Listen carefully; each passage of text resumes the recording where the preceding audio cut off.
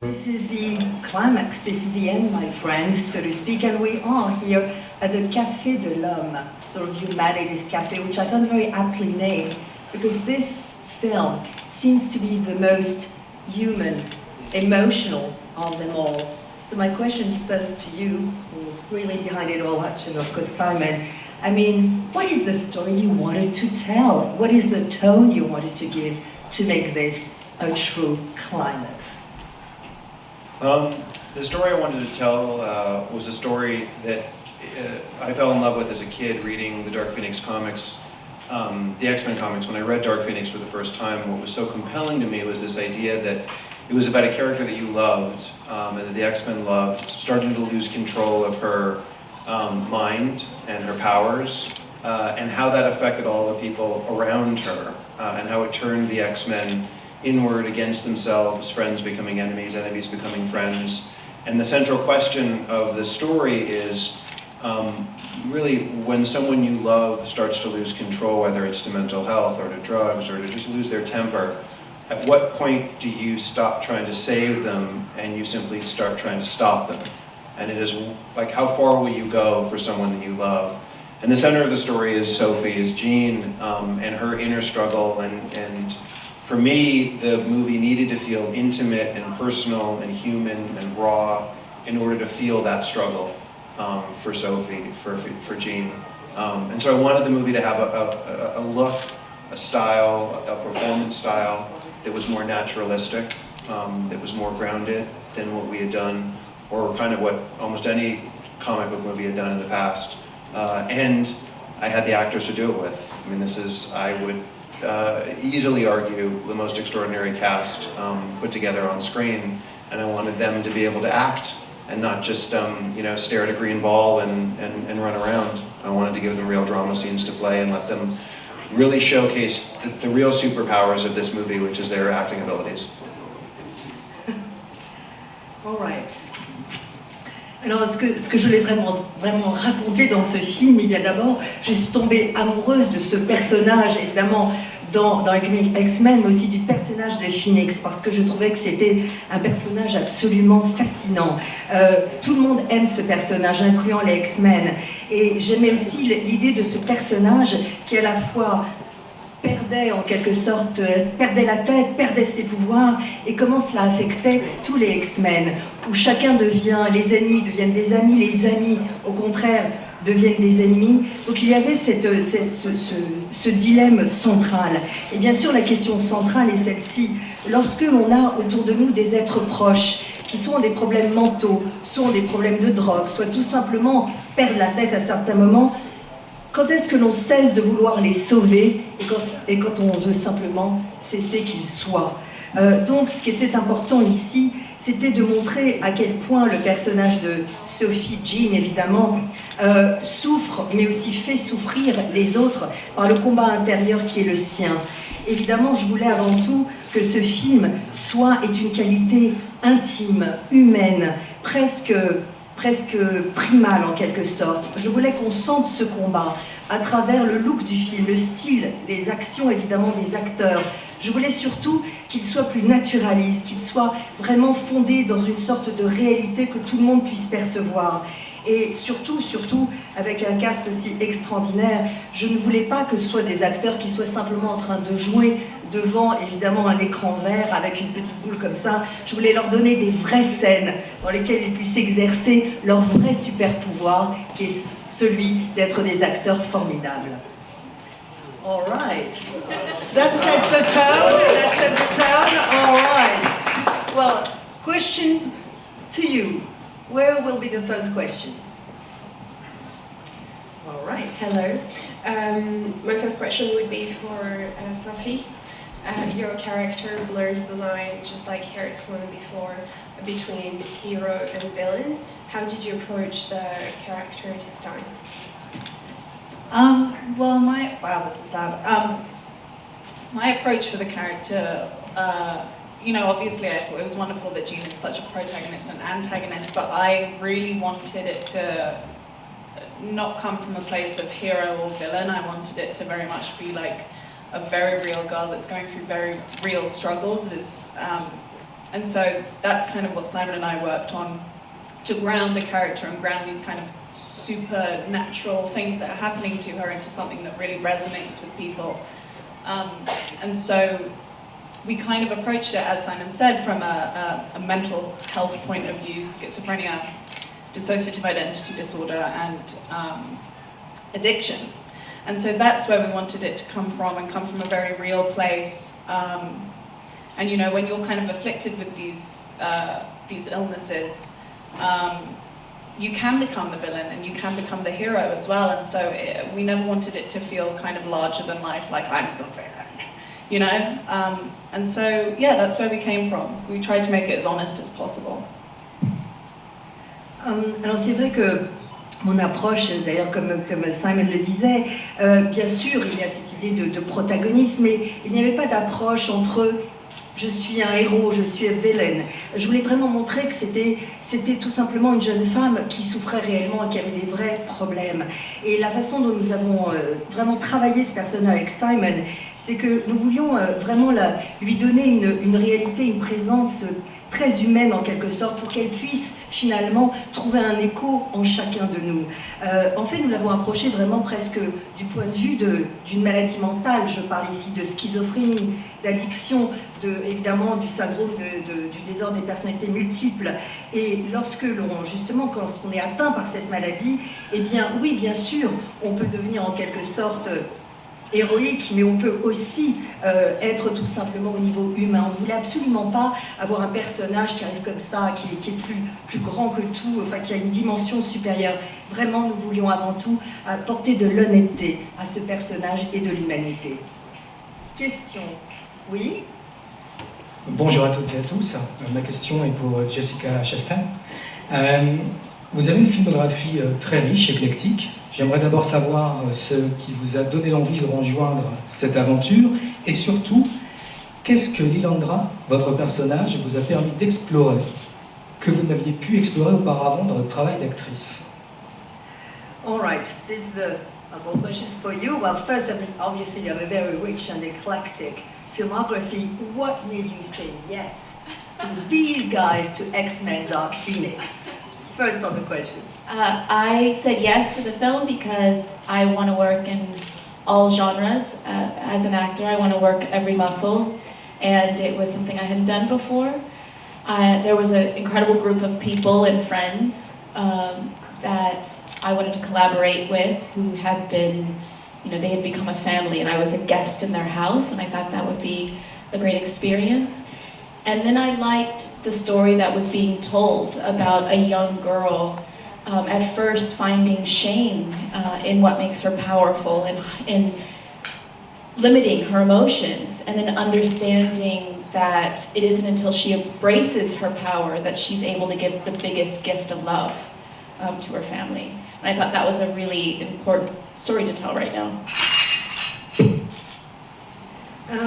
D'abord, évidemment, je voulais d'abord travailler, bien sûr, avec cette équipe, parce que j'aime l'idée d'explorer tous les genres et d'en quelque sorte faire travailler différents muscles. Et puis, évidemment, c'était des gens et des amis avec lesquels j'avais envie de collaborer. Je dirais qu'ils avaient, depuis un certain temps, formé une famille et que je me suis sentie finalement comme un invité chez eux. C'était très agréable. Et puis surtout, j'aimais profondément cette histoire de cette jeune fille qui, au fond, au début, a presque honte de ses pouvoirs, qui limite son champ émotionnel et qui comprend que c'est en éliminant en quelque sorte ses pouvoirs qu'elle a finalement, qu'elle atteint le plus grand cadeau de tous, qui est le cadeau de l'amour. Et je trouve qu'en ces temps difficiles, c'était important, une histoire qui parlait de ça. The second part of the question is that what your character, which by the way is not Lilandra but Smith, allows you to explore in the movie that you never explored before? What does this character of Smith allow you to explore that maybe you never explored before? Well, I've never played a supernatural being. And so I got to play two different things. So I got to, in the beginning of the film, we see me with human energy, and then we see me without it. And I thought that was really interesting to explore that physicality. I was inspired a little bit by Terminator 2. That performance, that's very stoic. And so it was fun. I wanted to have a new challenge. Alors, c'est vrai que, bien évidemment, ce que je n'avais jamais exploré, c'était d'être une bee for bitch, supernatural. Now, what did you say? Supernatural bee? What did you say? Supernatural being, like an alien. I could be a bitch. I like supernatural bitches too. I like your translation. I've never had a chance of being a supernatural bitch. Bee, we'll say bee, okay? So you wanted to be a supernatural what? Being. Un être, c'est tellement plus joli. Une créature supernaturelle.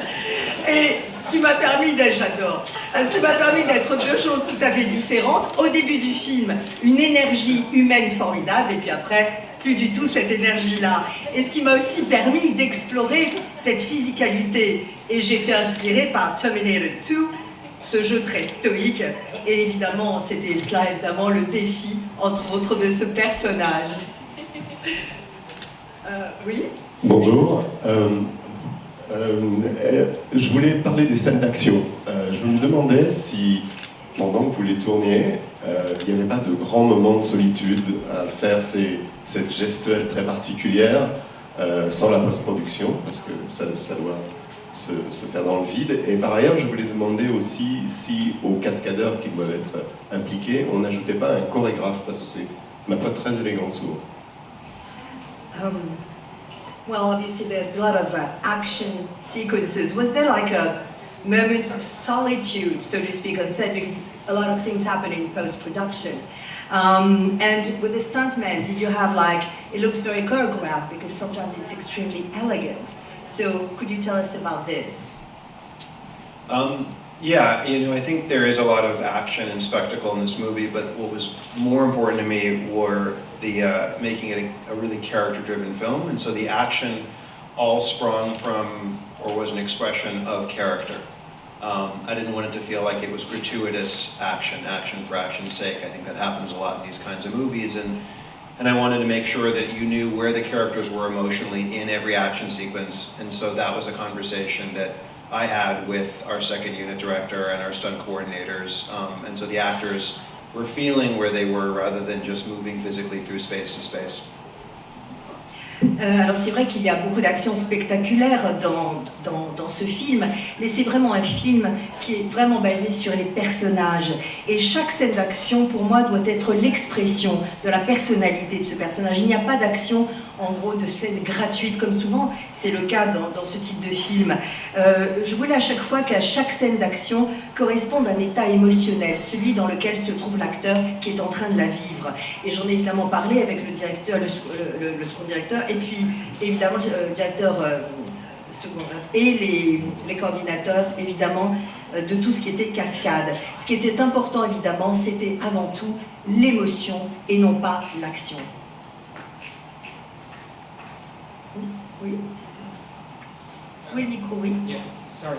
Hi everyone, and thank you for being here in Paris. I just wanted to say, Dark Phoenix being described as the conclusion of this X-Men saga by Hume Zuckerberg. I wanted to know, for all the cast, including Hume Zuckerberg, can you describe the best memory you have on set without spoiling anything, of course? Thank you. I don't think of it as the conclusion. I feel like it's the culmination of seeing this family for this many movies, and the greatest challenge being from within the family. And so in some ways it's the climax of this cycle of stories, but I don't think it's the conclusion necessarily. That said, a favorite moment on set was probably when Jessica and Sophie did a practical joke on James McAvoy. There's wires that help people move on, move unnaturally on set. And Jessica and Sophie got the wire guys to make James McAvoy dance the Macarena, if you know the song Macarena, and they played the song Macarena. So I would say that's probably my favorite. In a movie that was very serious and there was a seriousness of purpose to it, that was a less serious moment. Alors voilà, d'abord je ne vois pas vraiment ce film, je voulais le dire, comme une conclusion. C'est un ensemble et surtout le plus grand défi, je crois, c'était de montrer, c'était de montrer que c'était vraiment le climax, mais d'un cycle particulier. Mais pour revenir à mon moment favori, s'il en est un, eh bien c'est celui où Jessica et Sophie jouent un tour à James McAvoy parce que ils se déplacent avec des filins, etc. Et ils ont concocté avec l'équipe, ils ont joué un tour et ont mis à fond la musique de Macarena et l'ont fait danser. Donc c'était un moment drôle dans ce film qui, à ce moment-là, était évidemment plutôt tendu et plein d'action. Favorite moments, others, without spoiling anything, as it was addressed to you all? I liked being in Genosha, and I had a sort of little frog colony by the pond that I like frogs, so I enjoyed finding the frogs and just watching them sort of frolic by the pond. Ok, alors voilà, pour Michael, le moment plus agréable, c'était lorsqu'il était à Genosha, donc l'île où il observait comme ça ces grenouilles dans la mare, parce qu'il adore les grenouilles, et il passait beaucoup de temps à les regarder, à les observer. Well, we haven't heard... I didn't eat them. I didn't eat the frogs' legs. Non, il ne pas manger. Ok. Alors, by the way, I mean, you also, I mean, in this film, another dimension, so to speak, and we can't say too much about the movie, but how did you also develop your character in this particular film? Well, I wanted to have him like a sort of cult leader, like the Bhagwan or something. I don't know if you guys seen Wild Wild Country, but I thought to myself, well, he's sort of like this guru type sort of cult leader. And I remember one of the first conversations I had with Simon on the phone, I said, you know, I see him in robes, like, and I could just hear the nervousness in Simon's voice down the other line. He was like, yeah, that's a good idea, we can explore that. Well, I didn't get to wear the robes or the beads in the end, but that was kind of the way I saw him in this film. Alors, c'est vrai que je le voyais un peu comme un peu... un gourou, un leader d'un culte. Je ne sais pas si vous avez vu le film Wild Wild Country, mais c'est comme ça un peu que je l'imaginais. Et je me souviens dans ma première conversation avec Simon, je lui dis comme idée, je dis voilà, je vais voyez, chapelet, les longues robes, etc. Et j'ai senti Simon un peu nerveux au téléphone. Il dit oui, pas mal comme idée. Bon, inutile de vous dire que je n'ai pas porté évidemment ni ce costume ni les chapelets, mais c'est comme ça que je l'imaginais tout au début, cette espèce de gourou au sein du film. Question. Oui, micro, pardon. Hi, thanks for being here. My question is to you, Michael. Obviously, you've been here for quite a few time in the franchise. So what's it like to kind of pass the torch to the new generation and work with such talented characters such as Sophie Turner, and can you be challenged to have a new role? Thanks. It was really quite an honor to be able to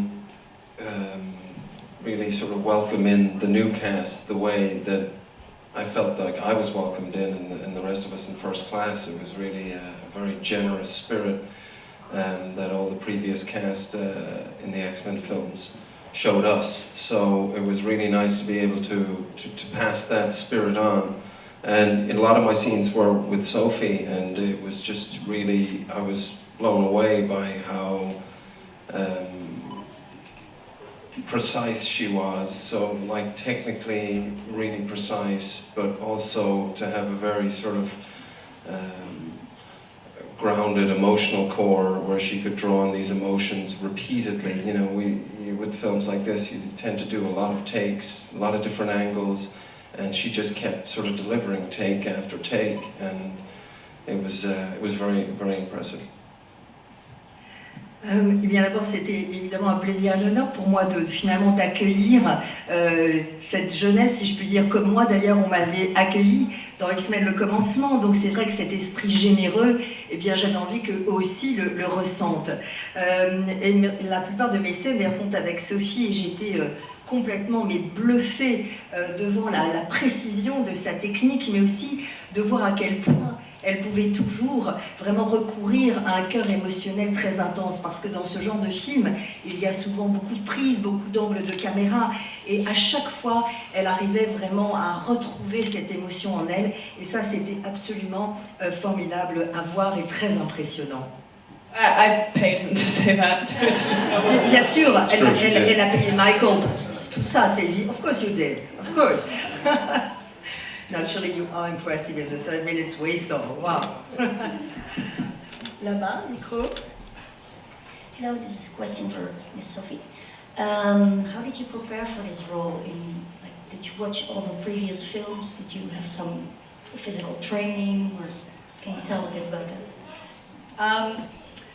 Well, I went back once I got Apocalypse, and I went back and looked over all the previous films.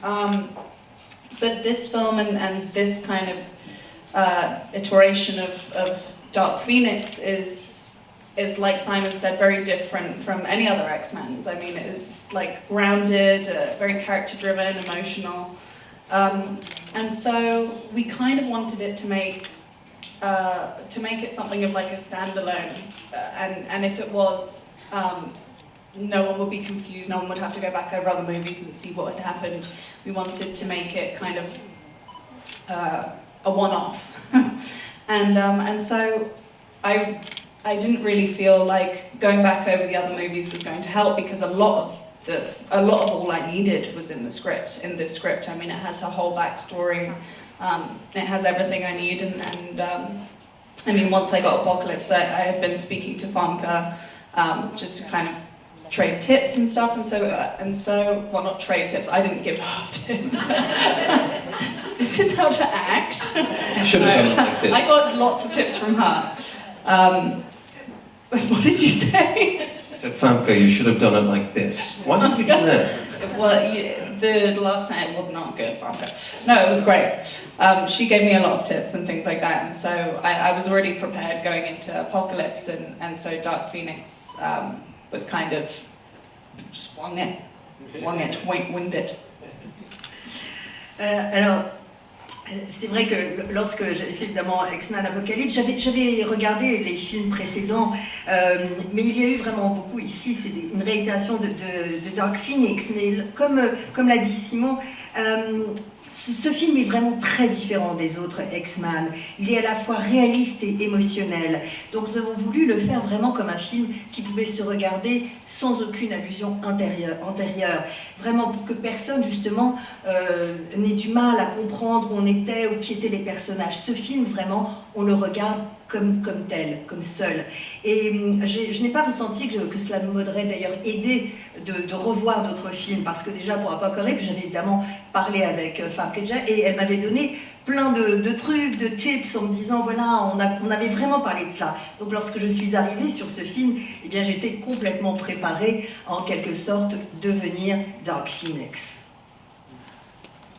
Oui. Bonjour.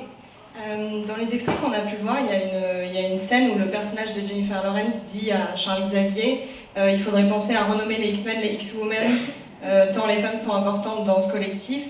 D'abord, j'aimerais savoir pourquoi c'était important qu'il y ait cette ligne de dialogue, pourquoi ça avait du sens, et est-ce que ça peut donner des idées au producteur qui est là.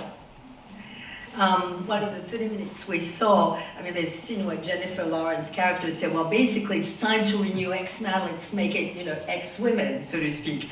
Was it a line that was important in the movie, and if so, why? And is it giving you ideas as a producer? Yeah, certainly it's giving us ideas. I mean, I think part of what was exciting to all of us in tackling this story was seeing the hierarchy of the X-Men sort of remade, and seeing different people emerge into leadership roles. And obviously that's Sophie in both both characters she sort of plays, if you will, as well as all the other women in the cast. But the line, you know, in addition to being sort of a fun line and a great line to quote, is significant and important in the story, because I think one of the things I was most taken with in the script was that Simon was finally challenging some of the precepts of the X-Men as we've known them, and calling into question some of Professor X's choices and some of his philosophy, and questioning and looking a little bit more deeply at some of his hubris, in the way that any parent can kind of overstep their bounds and with the best of intentions perhaps do harm. I think Simon was really looking at the nature of power and responsibility, and using Raven as a character who observed that and began to question some of his choices. And that to me is part of what makes this treatment different, is the degree to which Simon was asking each of the characters to question who and what they've been and what they were doing. And I think part of what I found most interesting is that every character ends up in a different place by the end of the movie than they were at the beginning. Bien sûr, cela m'a donné des idées en tant que producteur, mais ce qui était excitant pour moi ici, c'est de voir à quel point les hiérarchies avaient changé.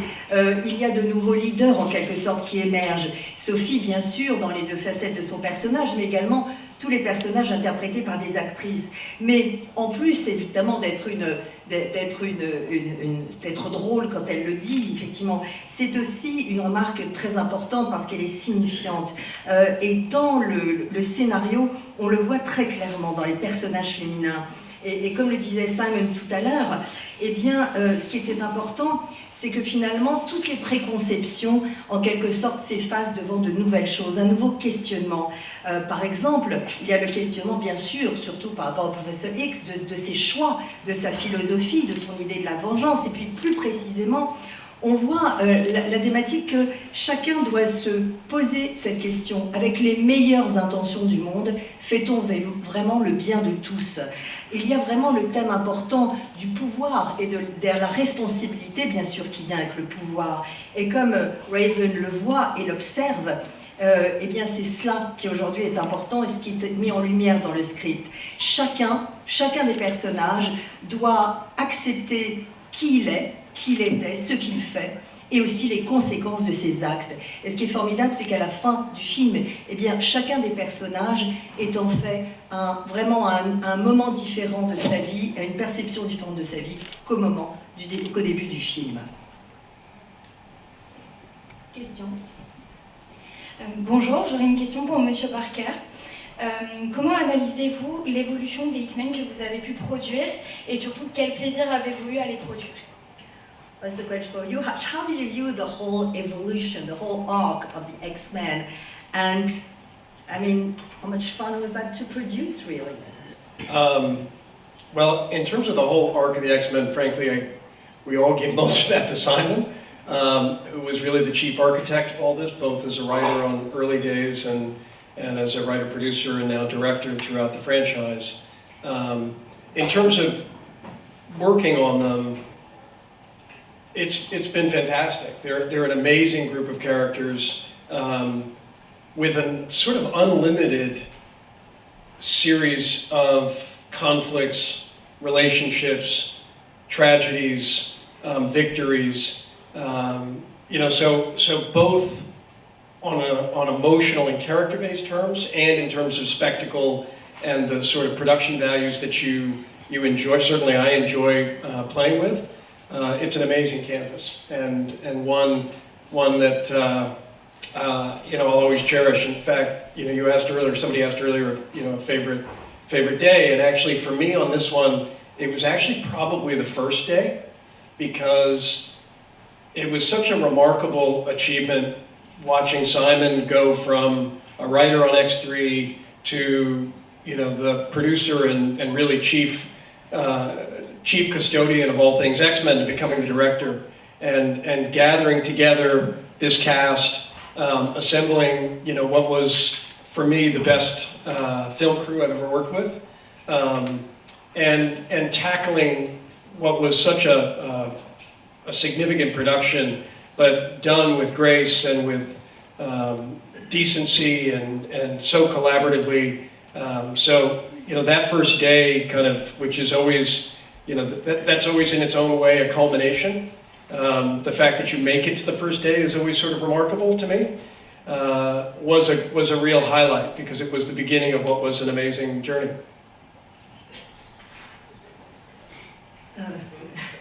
Alors c'est vrai que bien sûr cette aventure est assez incroyable et elle est surtout évidemment aussi le fruit de Simon qui vraiment depuis le départ est l'architecte principal de cette aventure, scénariste, producteur et maintenant pour la première fois réalisateur de X-Men Dark Phoenix. Donc travailler dans ces conditions c'était tout simplement incroyable parce que d'abord on est toujours dans l'illimité, alors des conflits illimités, des relations très riches, des tragédies, des victoires. Il y avait vraiment une énorme richesse de matériel. Et puis, évidemment, il y avait l'émotion ici, le spectaculaire, bien sûr, la production elle-même avec toute cette richesse de visuel. Donc c'est vrai que en regardant tout cela, je me dis que j'ai vécu une aventure que je chérirai toute ma vie. Mais c'est vrai que tout à l'heure vous m'aviez demandé quel était peut-être le jour favori du tournage. Eh bien pour moi c'est le premier jour finalement, parce que de voir Simon qui donc soudain, qui était vraiment qui avait, comme je l'ai dit, écrit, produit, qui était un peu le gardien de ces X-Men, mettre soudain le réalisateur, avoir réuni un tel cast, et puis avoir vraiment fait avec beaucoup de grâce, si je puis dire, toute cette collaboration. Eh bien ce premier jour était doublement important. D'abord parce qu'un premier jour est toujours un miracle quand on arrive sur un tournage, et puis important parce qu'il y avait là toute cette formidable équipe que je voyais réunie pour la première fois, et de nouveau autour de Simon qui était réalisateur. Oui, une question un peu philosophique. Est-ce que ce n'est pas le film le plus nichien de tous les X-Men, à savoir cette question qui peut être posée par-delà le bien et le mal? J'aimerais que chacun réagisse par rapport à ça et par rapport à son personnage. Et pourquoi ne pas avoir gardé la dimension cosmique, si j'ai bien compris, plus que la dimension humaine du Phénix? Merci. Well, philosophical question. Let's talk about Nietzsche and Beyond Good and Evil. How would each of you react to the concept that this is the most maybe Nietzschean film of all X-Men? Nietzsche, Beyond Good and Evil. I'll take it. Okay. Hang on. Okay, you're the director. I studied Nietzsche in college. It wasn't that long ago. I think that this is the movie that is the least black and white, good and evil. It is the movie in which the definition of morality and humanity is the most complex and conflicted. And I think at a time when a lot of superhero movies are about heroes and villains, and yet we are living at a time when the truth isn't the truth, and people who pretend to be heroes are actually villains, and people who are portrayed to be villains are actually heroes. Good luck translating this. I think this movie is a movie that reflects our time, and a movie that is unique within the X-Men universe and the comic book genre, because it is, and Dark Phoenix always was, it is an exploration into what good and evil means and how they are simply constructs. Alors c'est vrai que ce film, tout d'abord, est le moins, si je puis dire, noir et blanc, le bon et le mauvais, vraiment de tous les X-Men. Il adresse évidemment la question de la moralité, de l'humanité, mais de la façon la plus complexe et conflictuelle qui soit. Ici, la plupart du temps, dans les films de super-héros, eh bien, il y a les super-héros et les méchants. Et pourtant, nous vivons dans une époque où la vérité n'est pas forcément la vérité, où ceux qui se prétendent des héros sont en réalité des villains, et vice-versa, les villains sont en réalité des héros. Ce film est vraiment un reflet de notre époque. Il y a vraiment je crois que vraiment dans tout le cycle des X-Men, eh bien, Dark Phoenix est réellement celui qui explore le plus la notion de bien et de mal, justement. There was a second part to the question, if I remember. Yes, the cosmic and emotional dimension. What did you want to know about this? Sorry. Cosmic and human dimension. Tout à l'heure, vous avez demandé. Quelle était la deuxième partie de la question? Ce sera la dernière. C'est pourquoi il n'a pas gardé la partie cosmique du phénix, puisqu'apparemment, d'après ce qu'il nous dit, et des extraits qu'on a vus, c'est plus la partie humaine. Alors, from what we saw, again, our apologies, we only saw 30 minutes, it seems that the emotional dimension is more powerful in a way than the cosmic dimension of Dark Phoenix. Is that true? And if so, why?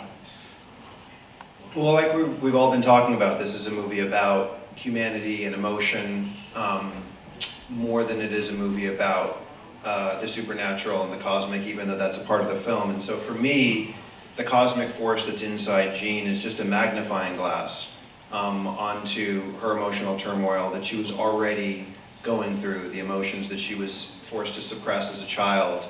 The cosmic force forces her to face and ultimately helps her overcome traumas that are human and emotional and relatable. And that cosmic force is something that at first is tearing her apart, but ultimately is the thing that liberates her. Alors c'est vrai que vous avez raison, davantage évidemment dire que c'était un film, comme je vous l'ai dit, sur l'humain, l'émotionnel, bien davantage que sur le supernaturel et le cosmique. En fait, cette force cosmique, c'est comme une loupe qui est en elle et qui montre vraiment, qui met en lumière vraiment tout le tourment émotionnel qui est en elle et qu'elle a en fait évidemment supprimé en quelque sorte ses souvenirs douloureux de l'enfance. Donc cette force qu'elle a en elle, eh bien à la fois la force à se confronter avec ses tourments d'enfance, mais aussi à les surmonter. Surmonter ces traumas qui sont bien entendu très humains et émotionnels. Donc ce qui est important sur cette force, c'est qu'à la fois c'est une force qui la déchire, mais c'est aussi une force qui la libère.